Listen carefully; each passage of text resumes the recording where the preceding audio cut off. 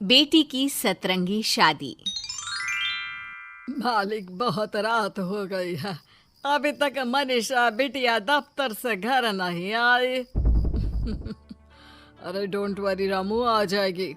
समझदार और पढ़ी लिखी लड़की है, ऊपर से अपने फौजी बाप की तरफ बहादुर भी है। तुम जाकर खाना लगाओ रामू, वो आती ही होगी। जी मालिक। मनीषा मनोहर की इकलौती बेटी थी। मनीषा की माँ का उसके बचपन में ही स्वर्गवास होने और मनोहर के फौजी होने के कारण मनोहर ने अपनी बेटी को बिल्कुल लड़कों के जैसा ही पाला था। उस दिन देर रात को मनीषा का इंतजार करते हुए मनोहर और उसका नौकर रामू बात कर ही रहे थे कि मनीषा अपनी कार में ऑफिस से घर आती है। अरे रामू काका, बड़ी भूख लग रही है, जल्दी से खाना लगा दो।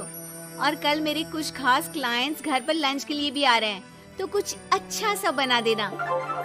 और बताओ मनीषा बेटा, ऑफिस का काम कैसा चल रहा है? एकदम जबरदस्त चल रहा है पापा। इनफैक्ट कल की प्रेजेंटेशन में तो मैंने 2 करोड़ की डील फाइनल कर दी और अगले हफ्ते हमारी कंपनी नया प्रोडक्ट लॉन्च करने वाली है। पता है पापा, मुझे इसका हेड बनाया जा रहा है।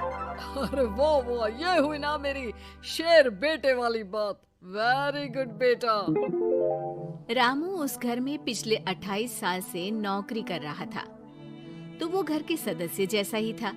रामू मनीषा को चिढ़ाते हुए कहता है, मनीषा बिटिया, आप कल बाजार से थोड़ी सब्जियां लेकर आओगी?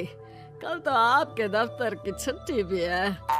काका, मैं आपको अपना मोबाइल दे देती हूँ, आप ऑनलाइन सब्जियाँ मंगवा लेना, मैं पेमेंट कर दूंगी। वो क्या है कि मुझे घर के कामों से थोड़ी एलर्जी है। ठीक है बिटिया। 2 हफ्ते बाद मनोहर को उसके दोस्त किशन का फोन आता है। अरे मनोहर, हमारी मनीषा बेटी के लिए एक बहुत अच्छा रिश्ता आया है। लड़का इंजीनियर है दुबई में। तू कहे तो बात आगे बढ़ाऊं? हाँ, रिश्ते की बात तो आगे बढ़ा ही सकते हैं, लेकिन लड़के वालों की कुछ शर्तें भी तो होंगी ना, मतबला, लेन देन वगैरह। अरे यार, लेन देन जैसी तो कोई शर्त नहीं है उनकी। बस लड़की पढ़ी लिखी और घरेलू होनी चाहिए, जो कि यहाँ इंडिया में अपने सास ससुर की सेवा करे और घर संभाल सके। अरे यार किशन, तू तो मनीषा को जानता ही है। पढ़ी लिखी और जिम्मेदार तो है वो, लेकिन घर के नहीं बाहर के कामों में मुझे नहीं लगता कि वो मानेगी। लेकिन फिर भी मैं उसे पूछ के बताता हूँ तुझे। मनोहर अपनी बेटी से उसके लिए आए रिश्ते की बात करता है और उसे लड़के वालों की शर्त के बारे में भी बताता है, जिस पर मनीषा कहती है, पापा आप तो जानते हैं ना कि मुझे घर के कामों में कोई इंटरेस्ट नहीं है और आपने मुझे पढ़ा लिखा के अपने पैरों पे खड़ा होना सिखाया।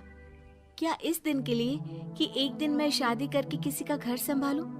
ना, मुझे नहीं करनी शादी वादी, आप मना कर दो उन्हें। इतना कहकर मनीषा घर से बाहर चली जाती है।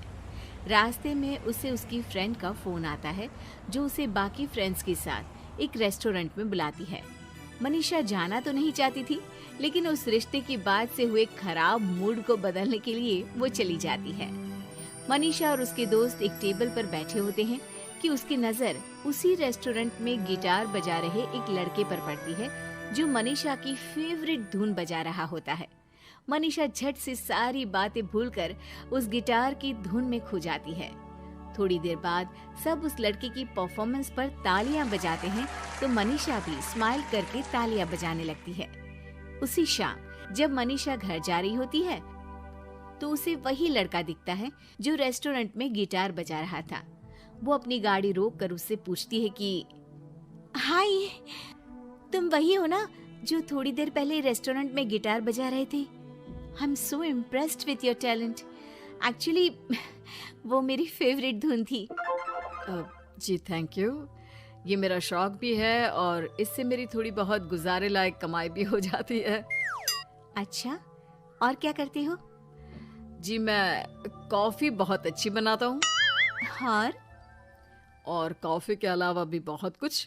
एक्चुअली मुझे खाना बनाने का बहुत शौक है और खाली समय में या तो मैं गिटार बजाता हूँ या फिर कुकिंग करता हूँ। इसी तरह बहुत देर तक बातें करते करते दोनों एक दूसरे को अपना नंबर देते हैं और फिर धीरे धीरे पहले उनके बीच गहरी दोस्ती और फिर प्यार हो जाता है। फिर एक समय आता है जब दोनों शादी करने का फैसला करते हैं। मनीषा अपने पापा को गौतम के बारे में सब बताती है। मनोहर को गौतम बहुत अच्छा तो नहीं लगता, लेकिन अपनी इकलौती बेटी की खुशी के लिए वो हाँ कह देते हैं। दोनों की शादी हो जाती है। और एक दिन, अरे गौतम बेटा, क्या बात है, बहू रानी तो आते ही दफ्तर जाने लगी। सुबह जाती है, देर रात को आती है, और तू घर पे रहता है, तो घर भी तुझे ही तो संभालना पड़ता होगा ना अभी। जी आंटी जी, वो मेरा काम कुछ कम ही चल रहा है और घर चलाने के लिए किसी को तो दफ्तर जाना ही पड़ेगा ना, तो मनीषा ही चली जाती है और मैं घर पे रहकर सारा दिन करूँगा क्या, तो घर ही संभाल लेता हूँ। हाँ बेटा, कह तो तू सही रहा है, लेकिन समाज को क्या कहेगा? समाज के भी कुछ नियम कायदे होते हैं, लेकिन यहाँ तो उल्टी ही गंगा बह रही है। अच्छा, मैं तो चलती हूँ बेटा। रात को मनीषा घर आती है तो गौतम उसे कहता है कि सुनो, आज हरलीन आंटी आई थी, कह रही थी कि आसपास के लोग बातें बनाने लगे हैं कि तुम मर्दों की तरह काम पे जाती हो और मैं औरतों की तरह घर संभाल रहा हूँ। हाँ, पर तुम तो जानती ही हो ना कि मैं शादी से पहले से जॉब कर रही हूँ, तो फिर अब अचानक से मैं खुद को कैसे बदलूं? एक काम करते हैं, तुम कुछ महीनों के लिए घर से ही ऑनलाइन सारा काम कर लो और हो सके तो घर के काम ट्राई भी कर लो, और मैं बाहर जाकर अपने लिए पक्की नौकरी ढूंढता हूँ। मनीषा मान जाती है और फिर शुरू होती है उनकी नई दिनचर्या।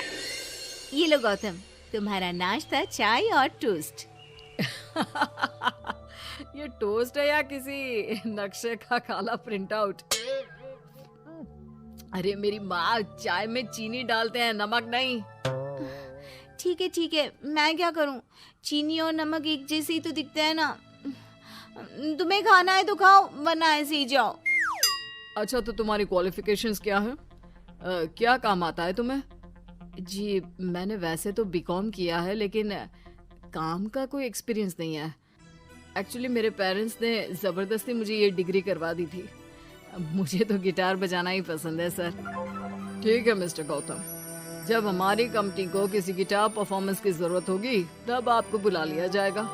फिलहाल के लिए आप जा सकते हैं। जॉब ना मिलने के दुख में मुख लटकाए गौतम घर आता है तो देखता है कि अरे ये क्या मनीषा, सारा घर बिखरा पड़ा है और ये किचन की ये हाल।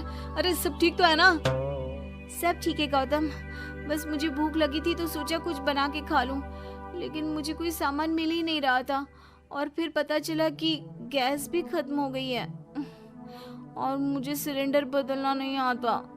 अच्छा, क्यों ना हम बाहर से ही खाना मंगवा ले? हाँ, अच्छा ये तो बताओ, तुम इतने उदास क्यों लग रहे हो? अरे क्या बताऊं, मुझे नौकरी नहीं मिली, लगता भी नहीं कि मिलेगी कभी। दोनों उदास होकर एक दूसरे की तरफ देखते हैं, फिर थोड़ी देर बाद हंस पड़ते हैं। मुझे लगता है हमें वही काम करना चाहिए जो हमें अच्छे से आता है। कल से मैं ही ऑफिस जाया करूंगी और मैं हमारा ये प्यारा सा घर संभालूंगा।